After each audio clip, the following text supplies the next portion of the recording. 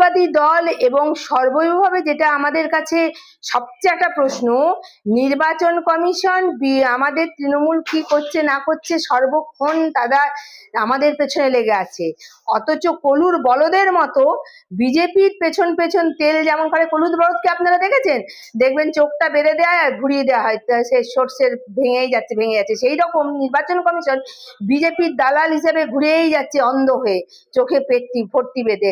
তার কারণ হচ্ছে নির্বাচন শুরু হয়ে গেছে, তার প্রক্রিয়া আরম্ভ করছে, কখনোই তারা এইভাবে ফর্ম ফিল আপ করতে পারে না। সেই ফর্ম ফিল আপটা আবার মিথ্যে, মানুষকে বিভ্রান্ত করা। তার কারণ হচ্ছে 3,000 টাকা যারা বলছে অন্নপূর্ণা ভান্ডার দেবে, তাদের আগে বলা হোক নিজের জায়গায় গিয়ে যেখানে যেখানে ডবল ইঞ্জিন আছে, সিঙ্গেল ইঞ্জিন আছে, সেখানে দিয়ে রেখো। বিহারে মহিলাদের দিয়ে আবার 10,000 টাকা ফেরত চাইছে সুদ সমেত।